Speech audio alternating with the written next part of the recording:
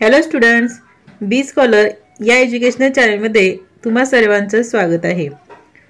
आजच्या व्हिडिओमध्ये आपण नवोदयच्या प्रवेश परीक्षेची पूर्वतयारी म्हणून जानेवारी 2020 ची प्रश्नपत्रिका स्पष्टीकरणासह सोडवणार आहोत। मागील व्हिडिओमध्ये आपण बुद्धिमत्ता म्हणजे मानसिक क्षमता चाचणीवरील आपण प्रश्न सोडवलेले होते। आता त्यापुढील आपण गणित म्हणजे अंकगणित परीक्षण या खंडावरील आपण उदाहरणे आज सोडवणार आहोत।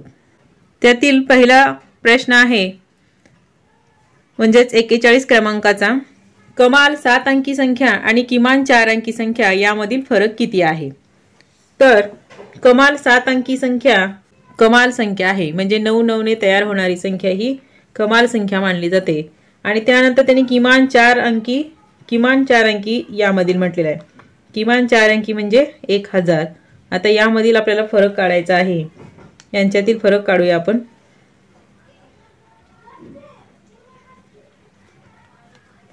तर आपलं उत्तर येणार आहे 99,98,999। पर्यायामध्ये आहे आपला पर्याय क्रमांक डी। त्यानंतर पुढील उदाहरण, कमाल 6 अंकी संख्या आणि कमाल 5 अंकी संख्या यामधील फरक किती असेल। आता कमाल 6 अंकी संख्या लिहायची आपल्याला अगोदर। 9 ने 9 6 वेळा लिहिले की कमाल 6 अंकी मोठी संख्या तयार होते। आणि कमाल 5 अंकी संख्या कमालच लिहायची आपल्याला, यामधील फरक विचारलेला आहे। तर एवढा आपले फरक असणार आहे 9 लाख। तो आहे पर्याय क्रमांक डी। त्यानंतर पुढील प्रश्न, खालीलपैकी कोणते 25 च्या बरोबरचे नाही म्हटलेले आहे, म्हणजे हे आपल्याला पदावल्या सगळ्या सोडवाव्या लागतील। त्यानंतर आपल्याला सापडेल। आपण ए ऑप्शन घेऊया पहिल्यांदा। 50 वजा 100 भागिले 4 किती होणार आहे 25। 50 वजा 25 25 आलेला आहे। त्यानंतर ऑप्शन बी घेऊया आपण। 20 अधिक 20 भागिले 4 5 होणार आहे 25। त्यानंतर घेऊया सी। 10 अधिक हे 5 गुणिले 2 हे 10 होतात आणि 10 वजा 5 हे 5 होतात, बरोबर झाले 25। आता डी मध्ये पाहूया आपण। 24 अधिक 2 26, म्हणजे हा ऑप्शन आपला काय आहे बरोबर आहे, कारण त्याची बेरीज 25 येणार नाही। Option D.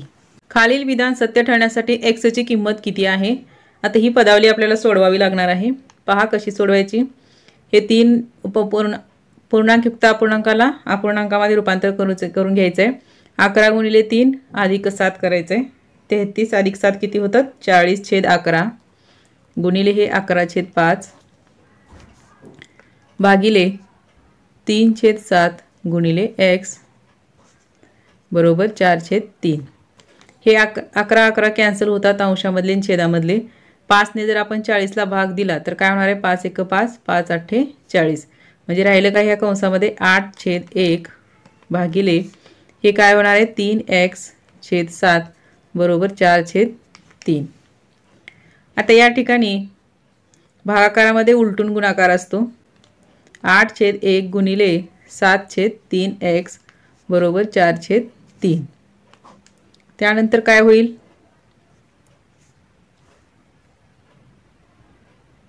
हे 56 वर येणार। 8 गुणिले 7 आणि 3x बरोबर 4/3। आता 3x ला आपण बरोबरच्या पलीकडे घेऊन जायचंय। हे 3x आपण तिकडे नेऊया, म्हणजेच इथं काय राहील मग 56। आता हे 4/3 आपल्याला इकडे आणायचं आहे गुणिले 3, अंशातलं छेदात जाईल आणि छेदातील अंशामध्ये येईल। मग त्यानंतर काय होईल 4 ने जर भाग दिला तर 14 येईल इथे। 14 गुणिले 3 बरोबर 3 गुणिले x। मग 3 इकडे सेम असल्यामुळे हे दोन्ही इक्वल टूच्या बरोबर कॅन्सल होतील। मग x बरोबर काय झाले 14। तर आपल्याला प्रश्नाचं उत्तर मिळालेलं आहे की x बरोबर 14, पर्याय क्रमांक 2। 45 60 आणि 75 यांच्या मसावी आणि लसावीची बेरीज किती आहे। अगोदर आपल्याला मसावी आणि लसावी काढावे लागेल। 45 60 आणि हे 75। तुम्हाला ज्या पद्धतीने लसावी मसावी येईल त्या पद्धतीने काढा. असं मला सोपं जातं म्हणून मी या पद्धतीने काढलेलं आहे. आता ह्या तिन्ही पाळ्यात असणारा एक नंबर कोणता आहे? 15. 15 त्रिक 45, 15 चौक 60, 15 पाचे 75. म्हणजेच काय, मसावी काय आला, या तिन्हीचाही कॉमन भाग असणारा म्हणजे 15 आणि लसावी या सर्वांचा गुणाकार म्हणजे या सर्व अवयवाचा म्हणजे लसावी. म्हणजे हे 15 गुणिले 3 गुणिले 4 गुणिले 5 अशा पद्धतीने काढलं तर पटकन होऊन जाईल आपलं. तर लसावी किती येतो? 900. म्हणून यांची जर बेरीज केली तर लसावी प्लस मसावी is equal to 915. Option C. Next उदाहरणामध्ये इथं आपल्याला ची बरोबरी आहे म्हणजे पदावली सोडवायची आहे. आता ही पदावली सोडवत असताना पहा 3/8 भागिले 5/3 वजा 1/6 अधिक 5/8 काय होईल? 3/8 भागिले असंच लिहायचं, कंस सोडून घ्यायचा अगोदर. छेद सारखा नाही यांचा म्हणून आपण छेद सारखा करून घेऊया. त्यासाठी 2 ने मल्टिपल करावं लागेल. अधिक 5/8 3/8 भागिले 5 दोन्ही 10 वजा 1 भागिले 6 अधिक 5/8. छेद सारखा झालेला आहे यांचा म्हणून वरच्या वरच्याची वजाबाकी केली आपण. 9/6 अधिक 5/8. त्यानंतर 3/8 भागाकारामध्ये काय तो अपूर्णांकाचा भागाकारामध्ये उलटून गुणाकार असतो. 6/9 अधिक 5/8 काय होईल पुढे? 3 एके 3 3 त्रिक 9 2 त्रिक 6 2 चौक 8. हे 3 कॅन्सल झाले. राहिले काय? 1/4 अधिक 5/8 किंवा असंच लिहिलं तरी चाललं असतं, आपण 6/8 केले असे तरी. आता हा छेद समान करून घेण्यासाठी याला परत 2 ने गुणावे लागेल. 2/8 अधिक 5/8 बरोबर 7/8. आपल्या पर्यायामध्ये आहे पर्याय क्रमांक सी 7/8. त्यानंतर घेऊया नेक्स्ट. जर 15 वजा 15 भागिले 15 गुणिले 6 x बरोबर x असेल तर x बरोबर किती? ही आपली पदावली सोडवायची आहे. पहा हे 15 वजा 15 भागिले 15 गुणिले 6 बरोबर x. आपल्याला x ची व्हॅल्यू काढायची आहे. म्हणून आपल्याला माहिती आहे बॉडमास पद्धतीने म्हणजे कंचे भागू बेव या पद्धतीने आपल्याला जायचं आहे. आता या ठिकाणी प्रथम आपल्याला भागाकाराची क्रिया करावी लागेल. 15 भागिले 15 1 गुणिले 6 बरोबर x. त्यानंतर गुणाकाराची करावी 6 एके 6 बरोबर x. म्हणून x बरोबर किती आले? 9. पर्याय क्रमांक सी. नेक्स्टमध्ये काय सांगितलेलं आहे आपल्याला? 0.9 भागिले हा कंस दिलेला आहे चे मूल्य किती आहे? सोडवूया आपण.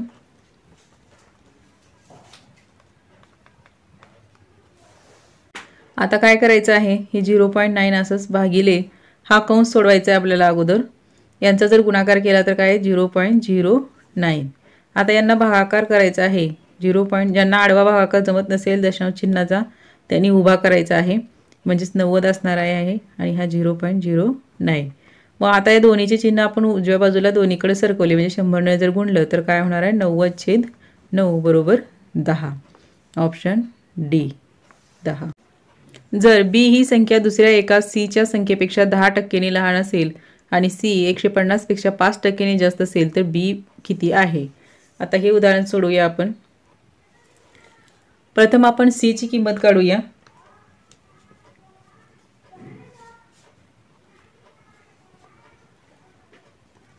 सी काय म्हटलेलं आहे? 150 पेक्षा 5% जास्त आहे. सी बरोबर 150 5% पेक्षा 150 ला जर 100% असेल तर 5% साठी किती असेल ते अगोदर आपण काढून घेऊया.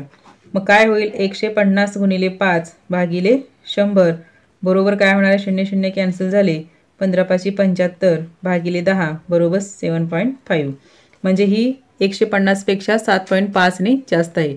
म्हणजेच काय झालं? सी इज इक्वल टू 150 अधिक 7.5 बरोबर किती झाले? 157.5. ही झाली आपली सी ची किंमत. आता यावरून आपल्याला बी ची काढायची आहे. बी काय म्हटलेलं आहे? बी ही संख्या सी या संख्येपेक्षा 10% लहान आहे. मग बी बरोबर काय असणार आहे, सी पेक्षा. सीची व्हॅल्यू किती आहे, 157.5ला जर 100% असतील तर याचे 10% आपल्याला काढून घ्यावे लागतील. मग ते काढण्यासाठी आपण काय करायचं आहे, आता इथं तिरकस गुणाकार करायचा आहे. 157.5 गुणिले 10 भागिले 100 यांचं जर आपण कॅल्क्युलेशन केलं तर आपल्याला काय येणार आहे, 15.75.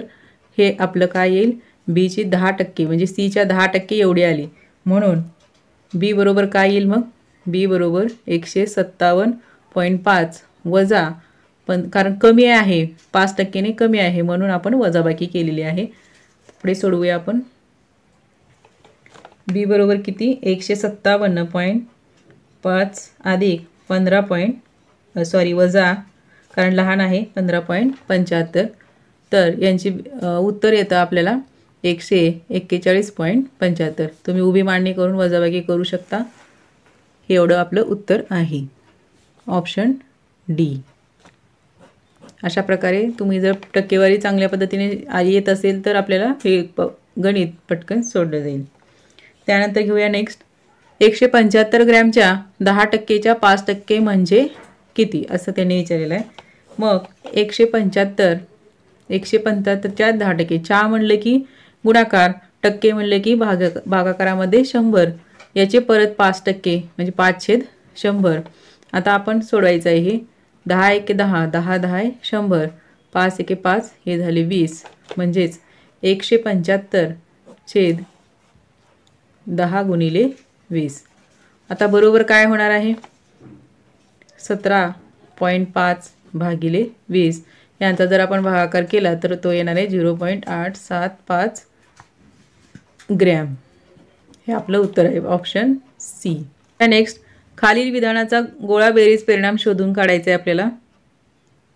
तर गोळा बेरीज म्हणजेच त्यांची जवळपासची किंमत आपल्याला घ्यायची आहे. 49.6 म्हणजेच काय, 50. त्यानंतर गुणिले 10.2 म्हणजे 10. दशांश चिन्हाच्या पुढे 5च्या पुढे जर असतील तर त्याचा पुढचा अंक घ्यायचा आहे, आणि 5च्या जर अगोदर असतील दशांश चिन्ह तर तोच अंक घ्यायचा आहे. म्हणजे 10.2ची किंमत 10च असणार आहे. 7.1ची 7 गुणिले 29.7 ते आहे 30. त्यानंतर 5 गुणिले 20. आता आपल्याला सोडवायचं आहे. यांचा जर गुणाकार केला तर किती होणार आहे, 500 वजा 210 वजा 100 किती होईल, 500. यांची बेरीज होणार, वजा वजा अधिक होणार, मात्र चिन्ह कोणत्या संख्येचं, मोठ्या संख्येचं चिन्ह पाठीमागे लागणार. 210 अधिक 210 आणि 100 किती झाले, 310. आता यांची वजाबाकी किती केल्यानंतर काय उत्तर येईल, 190. पर्याय क्रमांक 4. एक उद्यान 1500 मीटर लांब आणि 750 मीटर रुंद आहे, तर एका सायकल चोराला त्या उद्यानाला 4 फेरी माराव्या लागतात. ताशी 4.5 किलोमीटर गतीने त्याला किती वेळ लागेल. आता हे लक्षपूर्वक सोडवायचं आहे. हे उदाहरण अगदी सोपं आहे. उद्यानाची लांबी आपल्याला काढायची आहे. लांबी आणि रुंदी दिलेली आहे, म्हणजे ते उद्यान आयताकार असणार आहे. लांबी आहे 1500 मीटर आणि रुंदी दिली आहे त्यांनी 750 मीटर. आता यावरून काय काढायचं, आपल्याला परिघ काढावं लागेल या ठिकाणी. आता उद्यान हे आयताकार असल्यामुळे आयताकाराच्या परिघाचं सूत्र आहे 2 कंसात लांबी अधिक रुंदी. आता आपण या किमती ठेवून घेऊ यामध्ये. 1500 अधिक 750 हे जर सोडवलं आपण तर 2 गुणिले 0 5 2250 बरोबर काय येणार आहे, 4500. हे काय झालं, परिघ झालं एका फेरीचं, पण त्याला 4 फेरे मारावे लागणार. 4 फेरे म्हणून आपण याला गुणिले 4 करायचं आहे. 4 गुणिले 4500 बरोबर काय होणार, हे 18000 होणार. 18000 मीटर हे काय झालं, त्याचं अंतर झालं. मग आता हे 18000 मीटरचं आपण कन्वर्ट करून घ्यायचं आहे किलोमीटरमध्ये. का कन्वर्ट करून घ्यायचं आहे, कारण आपल्याला वेग दिलेला आहे किलोमीटर पर तासमध्ये दिलेला आहे. म्हणून आपण आता हे झालं डिस्टन्स त्यांचं, म्हणून अंतर किती झालेलं आहे, 18000 मीटर. म्हणजेच काय, त्याला किलोमीटरमध्ये करून घेतल्यानंतर 18 किलोमीटर. अंतर किती झालेलं आहे, 18 किलोमीटर। आता आपल्याला सूत्र माहिती आहे काय, वेग बरोबर वेळ बरोबर काय असणार आहे, अंतर भागिले वेग असणार आहे। म्हणून अंतर किती आहे 18 किलोमीटर, वेग किती आहे 4.5 पर तास। तर यांचं जर सोडवलं आपण 18 भागिले 4.180 भागिले 45 जर केलं तर 9 5 45, 9 2 18 म्हणजे 20 भागिले 5 बरोबर किती येतात 4 तास। म्हणजे वेळ किती झालेला आहे 4 तास। पर्याय क्रमांक डी। पक्ष्यांच्या थव्यातील 1/4 पक्षी एका नदी किनाऱ्यावर आहेत आणि त्या थव्यापैकी 1/5 पक्षी घरट्यात आहेत, तर उरलेले 22 पक्षी आपल्याला अन्नाच्या शोधात भटकत आहेत। तर उरलेले 22 पक्षी अन्नाच्या शोधात भटकत आहेत, घरट्यात असलेल्या पक्ष्यांची संख्या किती। आता या ठिकाणी टोटल पक्षी जर आपण 40 धरले तर 40 पैकी 1/4 हे कुठं आहेत, नदी किनाऱ्यावर आहेत, म्हणजेच किती 10 हे नदी किनाऱ्यावरती आहेत। त्यानंतर 40 पैकी 1/5 पक्षी कुठे आहेत, म्हणजेच 8 पक्षी हे कुठे आहेत, घरट्यात आहेत। आपल्याला घरट्यातीलच पक्षी काढायचे आहेत। मग 10 + 8 18 आणि 18 अधिक हे 22 पक्षी टोटल झाले 40, म्हणजे आपले 8 पक्षी काय आहेत घरट्यात। Option D. अमितने एक टेबल 1200 रुपयाला खरेदी केले आणि दुरुस्तीसाठी 200 रुपये खर्च केला त्याने, तर त्याने ते 1680 रुपयाला विकले आणि त्याच्या नफ्याची किंवा तोट्याची टक्केवारी किती होईल। आता या ठिकाणी टेबल त्याने खरेदी किंमत आपल्याला काढायची आहे। खरेदी किंमत किती होईल, मग त्याची घेतलेली किंमत 1200 अधिक त्याने त्याच्यावर खर्च केलेले 200 बरोबर झाले 1400 रुपये। आता त्यानंतर त्याने ते 1680ला विकलेलं आहे, म्हणजे विक्री किंमत किती आहे 1680 रुपये। तर त्याला नफा झाला असेल का तोटा, नक्कीच नफा झाला असणार आहे, कारण विक्री किंमत जास्त आहे खरेदीपेक्षा। म्हणून नफा बरोबर किती रुपये नफा झाला असेल, मग 1680 वजा 1400 रुपये बरोबर 280 रुपये त्याला नफा झालेला आहे। आता आपल्याला काय काढायचं, टक्केवारी काढायची आहे नफ्याची। मग नफ्याची टक्केवारी काढूया। शेकडा नफा बरोबर खरेदी किंमत नफा भागिले खरेदी किंमत गुणिले 100। नफा किती आहे 280 रुपये, खरेदी किंमत किती झाली 1400 रुपये गुणिले 100। हे 0 0 आपण कॅन्सल करूया अंशातले आणि छेदातले।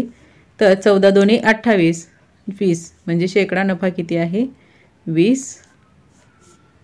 नफा किती आहे टक्केवारीमध्ये 20%। पर्याय क्रमांक डी। एक चौरस आणि एक काटकोन चौकोन यांची परिमिती समान आहे। जर चौरसाची बाजू 16 मीटर असेल आणि काटकोन चौकोनाची लांबी 18 मीटर असेल तर काटकोन चौकोनाची रुंदी किती आहे। आता या ठिकाणी चौरस आणि काटकोन चौकोन म्हणजे काय, एक आयत असणार आहे आणि एक चौरस आहे ज्याच्या सगळ्या बाजू सेम असतात चौरसाच्या। तर त्याची चौरसाची एक बाजू आहे 16 आणि याची लांबी आहे 18। आपल्याला रुंदी माहिती नाही, रुंदी काढायची आहे। तर आपल्याला प्रथम काय करावं लागणार आहे, तर परिमिती समान आहे म्हटलं, म्हणून परिमितीचं सूत्र आपल्याला चौरसाची परिमिती काढायची आपल्याला। त्याचं सूत्र आहे 4 गुणिले बाजू 4 गुणिले 16 किती होणार आहे 64, म्हणजे 64 मीटर काय झालेली आहे चौरसाची परिमिती। आता या चौरसाच्या परिमितीतून आपल्याला ह्या काटकोन चौकोनाची परिमिती म्हणजेच आयताची परिमिती काढायची आहे। मग हे परिमितीचं सूत्र काय आहे आपल्या, 2 लांबी कंसामध्ये अधिक रुंदी। 2 लांबी किती आहे 18 आहे, रुंदी आपल्याला काढायची आहे आणि इकडे परिमिती किती आहे 64। सोडूया आपण।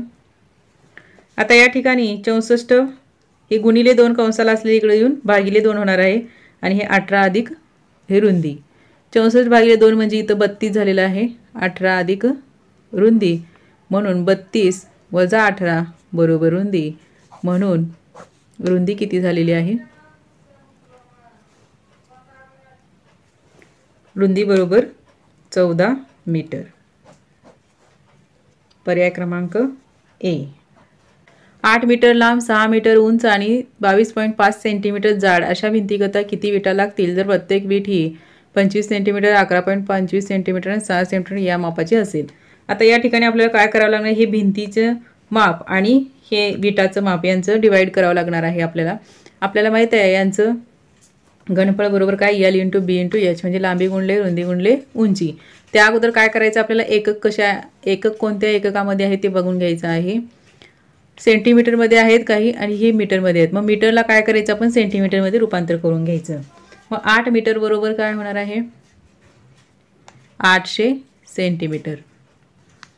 त्यानंतर 6 मीटर बरोबर 600 सेंटीमीटर. आता आपण सूत्रात मांडणी करूया. लांबी गुणले रुंदी अगोदर कोणाची, भिंतीची घ्यायची आहे. 800 गुणिले 600 गुणिले 22.5 भागिले आता विटेची किती आहे, 25 गुणिले 11.25 गुणिले 6. आता 11.25 आणि 22.5 हे दोन्ही एकमेकांचे दुप्पट आहेत म्हणजे 2चा भाग जाईल. त्यानंतर 25ने जर 800ला जर आपण भागले तर किती येणार आहे, 25 त्रिक 75 उरले 5, 25 दोन्ही 50, 32 आणि इथं 6 × 6 हे 6 × 6 100चा भाग म्हणजे झाले काय, 32 गुणिले 100 गुणिले 2 बरोबर किती झाले, 6400. म्हणजे हे काय झालेलं आहे, 6400 विटा एवढ्या लागतील त्या भिंतीमध्ये बसवण्यासाठी. पर्याय क्रमांक सी. आम्ही आमच्या ठिकाणावर दुपारी 2:45 वाजता पोहोचलो. त्याकरिता आम्ही 4.5 तास प्रवास केला. तर आम्ही किती वाजता निघालेलो होतो. आता असं उदाहरण आल्यानंतर 2:45 मध्ये 24 तासाचं जर घड्याळ आपण काउंट केलं, वजाबाकी करत असताना 24 तासाचं घड्याळ काउंट करायचं तर ते किती वाजले असतील, 2:45 म्हणजेच किती झालेले असतात, 14:45. मग 14:45 वजा किती तास प्रवास केला आपण, 4.5 तास प्रवास केला आहे. आता यांची वजाबाकी करायची, 5 1 4 मधून 4 गेले 0 10 म्हणजे किती वाजता निघालेले होते, सकाळी 10 वाजता. म्हणजे ऑप्शन सी. 640चे मूळ अवयव आहेत. पर्याय क्रमांक डी. यांचा जर आपण गुणाकार करून पाहिला तर आपल्याला हे अवयव मिळतील.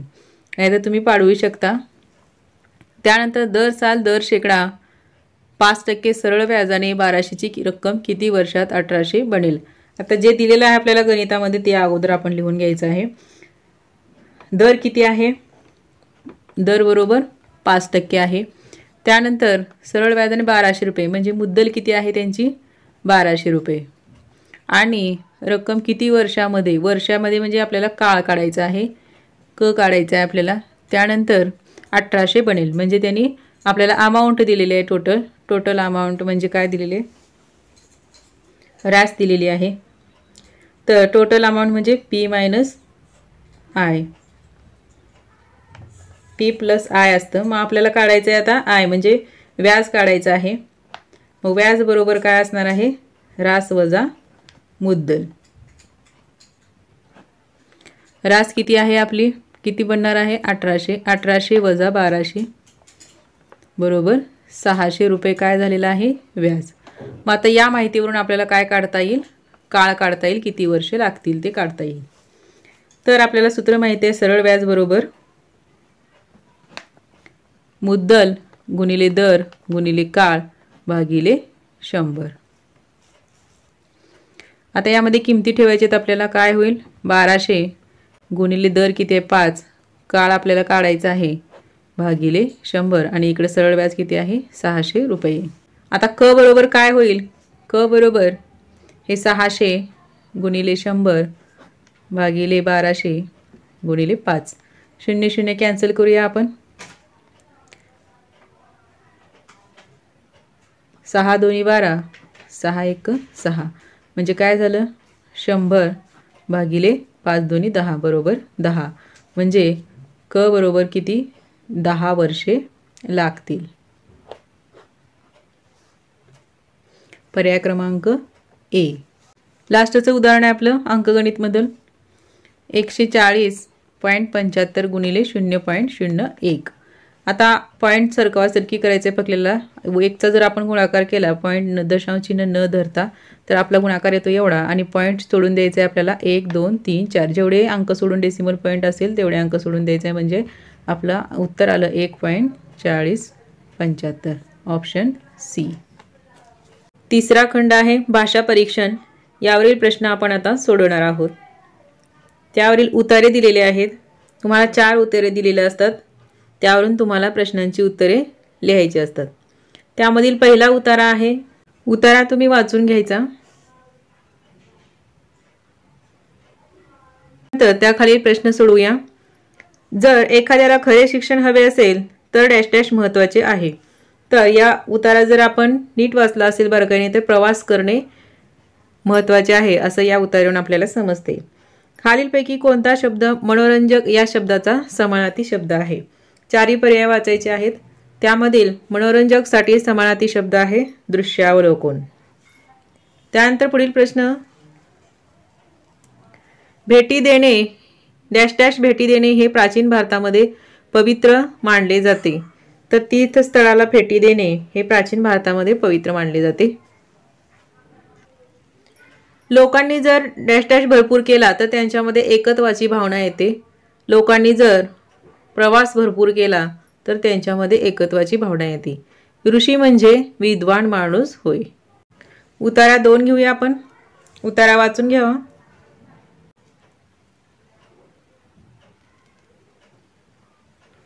आता त्याखालील आपण प्रश्न सोडवूया। अग्निशामक दलाच्या सैनिकांच्या बाबतीत खालीलपैकी कोणती गोष्ट सत्य नाही? तर ते शूर असतात, ते नेहमी आपला जीव धोक्यात घालतात, बरोबर आहे। ते आपला जीव कधीही धोक्यात घालत नाहीत, हे चुकीचं आहे, म्हणजे सत्य नाही। ते उच्च प्रशिक्षित असतात, म्हणजे पर्याय सी। अग्निशामक दलाच्या सैनिकाला आग विझवण्यासाठी तयारी करायची असते, काही मिनिटांमध्ये तयारी करायची असते। अग्निशामक दलाचे सैनिक तळहातावर शीर घेऊन प्रतिसाद देत असतात, याचा अर्थ काय? तळहातावर शीर घेऊन प्रतिसाद देणे हा वाक्प्रचार आहे। त्याचा अर्थ असा होतो की आपला जीव धोक्यात घालणे, म्हणून पर्याय सी हे बरोबर उत्तर आहे। हातपंप चालवतात याचा अर्थ आहे, तर हातपंप चालवणे म्हणजे स्वतःच्या हाताने चालवणे। त्यानंतर शेवटचा प्रश्न आहे या उतार्यावरील, संभाव्य शब्दाचा अर्थ असाच आहे की या उतार्यावरून संभाव्य म्हणजेच घडणारी, संभाव्य दुर्घटना म्हणजे घडणारी दुर्घटना असा अर्थ निघतो। तर उतारा 3, उतारा वाचून झाला असेल तर आपण त्यावरील पहिला प्रश्न सोडवूया। हेमा आपल्या बिछाण्यावर पडली होती, कारण का पडली होती? ती दमली होती, चांदण्याकडे आवडीने पाहत होती, का तिला कोणते कपडे घालावे हे कळत नव्हते, ती आळशी मुलगी होती। तर तिला कोणते कपडे घालावे हे कळत नव्हते।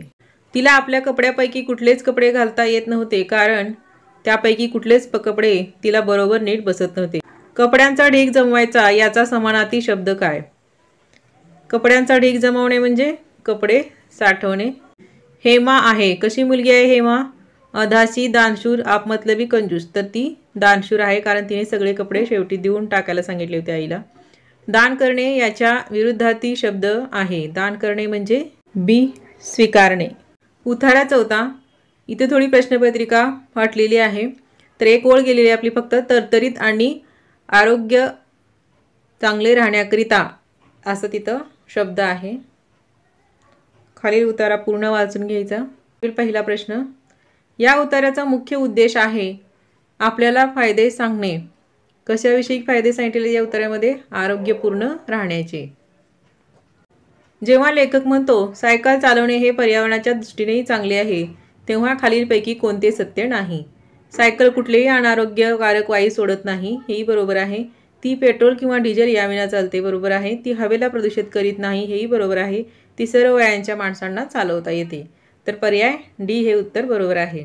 मरगळलेल्या या शब्दाचा विरुद्धार्थी शब्द कोणता आहे? मरगळलेल्याच्या विरुद्धार्थी शब्द आहे सक्रिय। कमी आघात करणारा व्यायाम म्हणजे असा व्यायाम की जो दमवणारा नसेल। नेहमी सायकल चालवणे आपल्याला खालील सोडून सरावामध्ये मदत करतो।